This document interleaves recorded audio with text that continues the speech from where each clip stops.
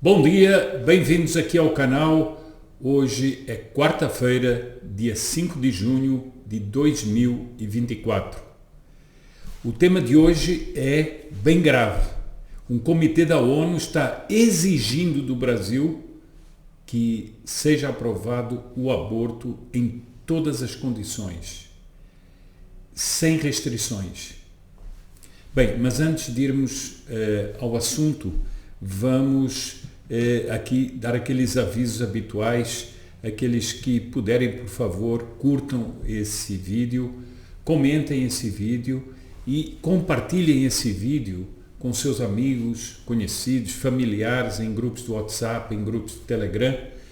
E aqueles que quiserem contribuir aqui com o canal, está aqui embaixo o Pix do canal. Aqueles que quiserem generosamente ajudar o trabalho que aqui é feito, poderão fazê-lo por essa conta. Bem, mas vamos ao assunto. O assunto é muito grave. Ele apareceu há 2 dias numa notícia, ou numa reportagem feita por aquele Jamil Chad, que é um jornalista conhecido do UOL, do grupo UOL, que trabalha em Genebra, e o título já diz tudo. ONU pede que Brasil legalize aborto e denuncia, aqui já é um ponto muito importante, denuncia fundamentalismo religioso. Eu vou ler a notícia e vou comentando palavra por palavra quase, assim para nós percebermos a manobra que está sendo feita. Na realidade é o seguinte: diante da fortíssima oposição que há no Brasil, em todas as camadas sociais, em todas as faixas etárias, ao aborto, todas as forças que são favoráveis à implantação do aborto estão articulando uma manobra internacional que é muito grave para tentar impor ao Brasil o aborto. E eu chamo a atenção para a linguagem que é usada nesta notícia, para os pseudo-argumentos que são usados nessa notícia, e isso vai fazer parte do estratagema para impor ao país o aborto. Vejam, eu vou ler, a notícia não é longa e vou comentando. Alertando sobre o avanço do que chamou de fundamentalismo religioso no Brasil. Aqui já vem uma pergunta: o que é isso? Fundamentalismo religioso, o que é isso? Isso já é um carimbo para tornar desprezível as convicções religiosas cristãs dos brasileiros. Fundamentalismo religioso, o que é isso? Onde é que está essa definição? Portanto, todos aqueles que se opõem ao aborto seriam fundamentalistas religiosos, ou seja, uns fanáticos religiosos. É isso que está insinuado aqui. Bom, alertando sobre o avanço do fundamentalismo religioso, um dos principais órgãos da ONU que lida com a situação da mulher recomenda ao Estado brasileiro que legalize o aborto e descriminalize o ato. Bom, vejam que aqui tem uma coisa muito grave. Ao Estado brasileiro. Não é, portanto, ao governo brasileiro. É ao Estado brasileiro. O Estado compreenderia, as instituições do Estado compreenderiam o Executivo, o Legislativo e o Judiciário. Ora, se o Executivo decidir implantar o aborto e o Legislativo no Congresso, portanto, se houver uma oposição, viria então o Judiciário dizendo o seguinte: o Legislativo trabalha contra os interesses das mulheres, trabalha contra os direitos das mulheres, e a ONU já recomendou, então nós, através do Supremo Tribunal Federal, vamos impor que se legalize o aborto e descriminalize esse ato. Não sei se percebem que a palavra Estado aqui é muito importante. A proposta faz parte do informe que o Comitê sobre a Eliminação de Todas as Formas de Discriminação contra as Mulheres submeteu ao Governo Federal. Outra palavra-chave: discriminação, ou seja, proibir o aborto seria uma discriminação. A palavra discriminação nunca é bem definida. É um outro carimbo que se põe, não, você está discriminando. No mês passado, pela primeira vez em 12 anos, a entidade examinou a situação da mulher no Brasil numa sabatina que levou até Genebra a ministra das Mulheres, Cida Gonçalves, e uma ampla delegação do governo e da sociedade civil. Bom, aqui é mais uma malandragem. Então, o governo, que já é a favor do aborto, manda pessoas à ONU para fazerem um joguinho de uma sabatina, em que a ONU vai sabatinar o governo brasileiro e dizer como? Não há aborto no Brasil? Não há legalização do aborto no Brasil? E as pessoas, muito constrangidas, entre aspas, dizem não. Bom, então temos que atualizar isso aí.